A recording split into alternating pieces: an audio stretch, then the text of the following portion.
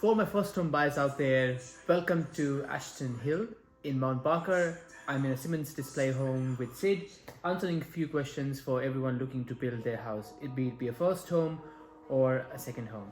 Or third home. Even. It could be. Alright, so let's quickly jump into it.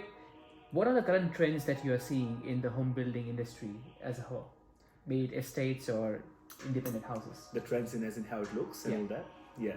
So each estate is different, Yeah. right? In Mount Barker, there is an estate called Bluestone. Yep. Now, what they want is they require 3 materials in the facade. So it impacts on how you select your facade. You might want a facade, but that won't be sort of approved by the estate because you need 3 materials. Rather, it be paint, brick, cladding, weatherboard, whatever.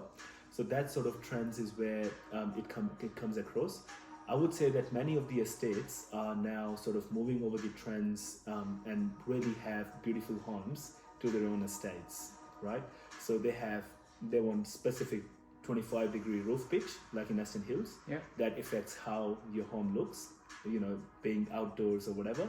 And all the new things that's happening, like for example NCC and all that. Now you need more space in the foyer area inside your home.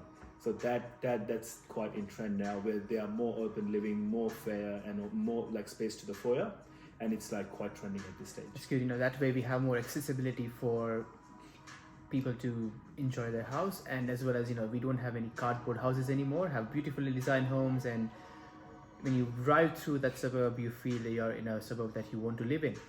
All right, let's move on to the next one. What factors can extend the build time of a new home once you start building? I would say that there are two major things that you need to consider here. First and foremost, we all know trades, right? Finding quality trades, reliable trades is really hard at this age we live in. That just automatically affects the build times. Yeah.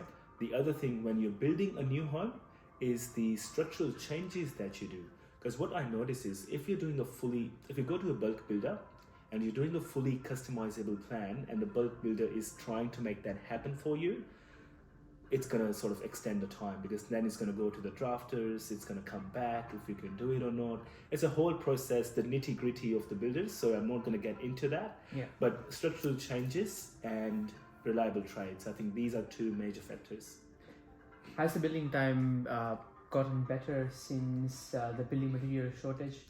It has gotten better. Yep. At this stage, it is 6 months, 6 to 7 months. Right. I can't speak for other builders, but with Simonds, it is 6 to 7 months for a single story. And when you talk about double story, it is around about 12 months. So it has drastically improved. That's good to know. And being on that topic, what specifications are currently in demand? Are you building more single story homes, units, townhouses? What's happening? Yeah. Really in trend, as in what customers are going towards doesn't matter, first home buyers and maybe even second home buyers these days. The spec of the home is what they're looking for is 4 bedrooms, 2 livings, one, and more like home theater, like closed home theater. Right. And 1 family or living, the main living that where we are right now, they want it to be really spacious. So Yep. people do want their own space these days. So those narrow things, of course, narrow blocks, it may be different, but then it's really trendy these days that people going after single stories, 4 bedroom, 2 livings mainly.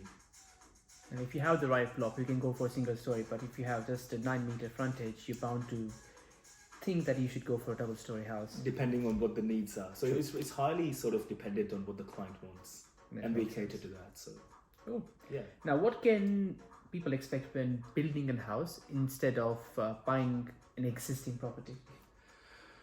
Right. Now, this is really overwhelming. And I was for the clients, and I'll say why. So because clients, I'll take an example here, first home buyers. Yep. Now most of them have no information as in what is happening, and that automatically the whole process of building becomes overwhelming for them, right? Yeah. It is not as overwhelming as it seems to be. It is really straightforward, given that you're talking to the right builder, given that you're talking to the right consultant, and your consultant is there with you each step of the way, giving you genuine information. I'm really big on education. I would rather overwhelm my clients with education rather than give them half-baked sort of thing. And at the end of the day, in my second meeting, now they have better questions to ask me.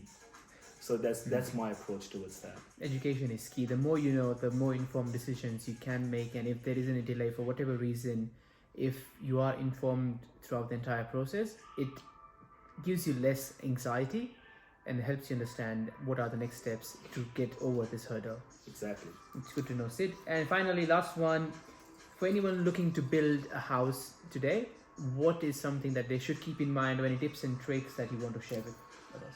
What I would say is, it doesn't matter. Look, and it's mainly first-home buyers, because at this current stage, first-home buyers are massive. So let's talk about that. Let's talk about the macro population, right? Let's do, yeah. People who have already built, they've been through that process, hopefully good. So with first-home buyers, I would suggest that please do your own research. It's really important. I've seen people not putting in a lot of efforts because, like we said, it's overwhelming. So they just sort of back themselves off. What I would say is really, really important to do your own research, put in the efforts, Google things, and then make notes, because it's going to be your own home, right? So it is really important. And when you do that, you have already created a base for yourself of information.